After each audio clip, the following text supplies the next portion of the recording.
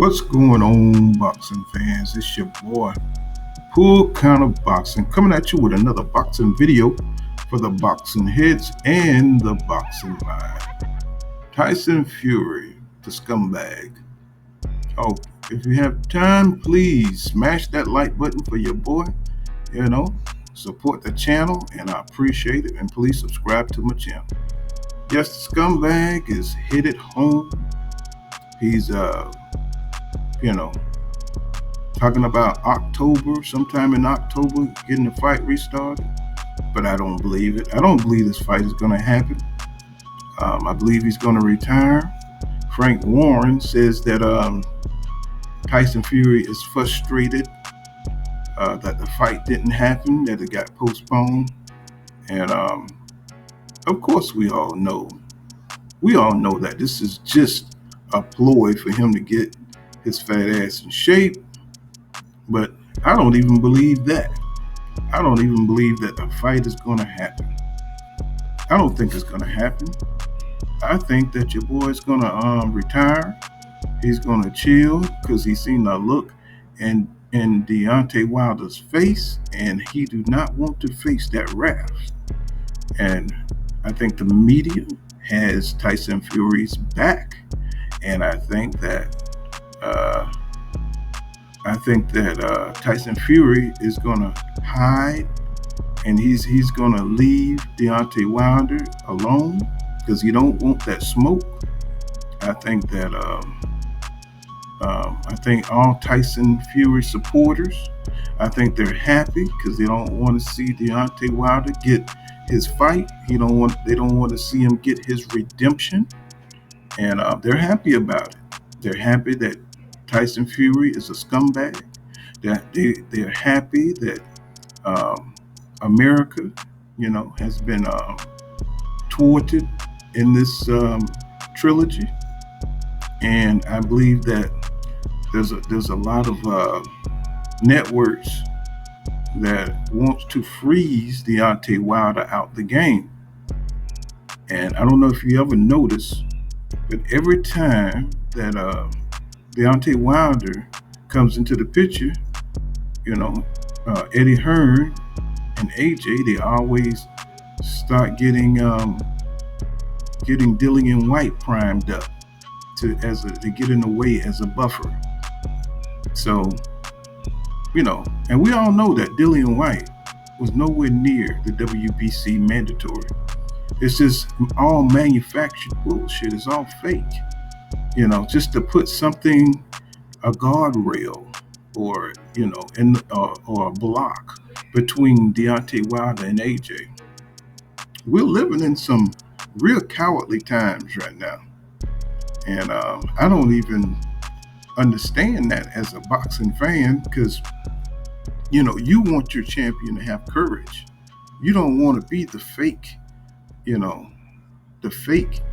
undisputed heavyweight champion. But see, we live in times where these people are all fake. That's the new stilo right now. To be fake and superficial. You see Instagram. You see these people with Gucci belts that cost more than their underwear and shoes, and running around here, trying to look like money. But people who actually have money don't spend money on shit like that. So you got Tyson Fury taking planes home, going to different countries, but you're not supposed to be able to travel when you have COVID. We all know this. This is not rocket science. You can't travel. You're supposed to quarantine, and there's nobody's being quarantined. Nobody is saying, hey, he's traveling. There's no investigations. There's no media coverage saying that Tyson Fury is faking COVID-19, right? There is no media coverage or media investigation teams or whatever that's following up this story, because they got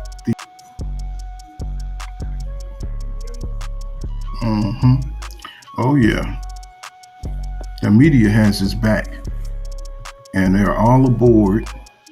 And Frank Warren, they all knew um, the moment that he was messing around in Las Vegas. You could see that he wasn't serious about making this fight.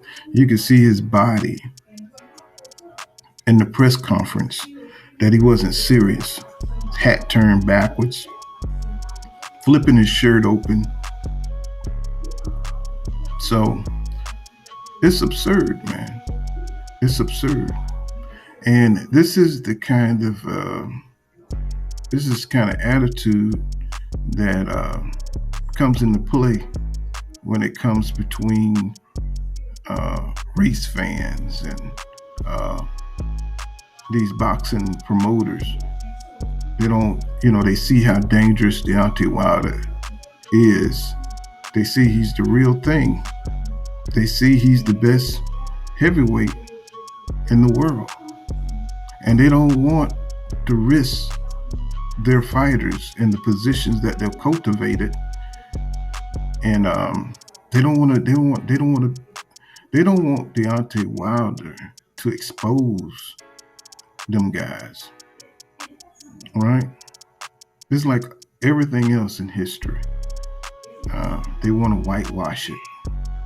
They want to downplay it. And it's like, it's disgusting, man. It's disgusting, and it's always come down to some kind of underhandedness in everything. Can you imagine? Can you imagine if it was a fair playing field? I've said this before in other videos. If it was a fair playing field, would you really? I mean, let's just be honest. Let's just be honest. Right now, just think how many, now this, I'm not being racist here, but I just want you to be honest. Okay. How many white boxers do you see that are champions right now? Think about that. How many white boxers do you see that are champions right now? And think about the media when black people are successful, and think about the media when white people are successful, right?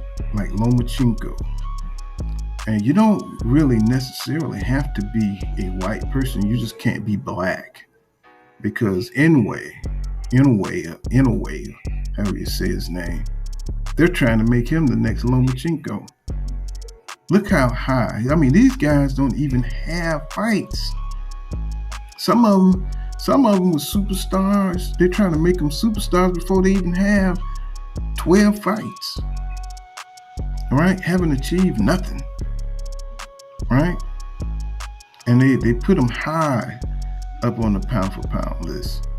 So we know that's a joke. Right? But people be like, no, it's not that. No, bruh. Come on now. You see Tank Davis, you see Jamal Charlo, you see Earl Spence Jr. doing their thing. Right? You see those champions going for greatness. But no, you want to gerrymander the system so you can be involved. So you can put your list up there and you can subvert those other fighters. That's what you want to do. Because you're underhanded, you're unfair, and you're disgusting. The whole system disgusting, but we should know this from boxing history. History repeats itself. History repeats itself. And for all you young guys out there who are joining the other side, you got to be more than stupid. You're more than stupid, because you want to run with a group that has the power and the media.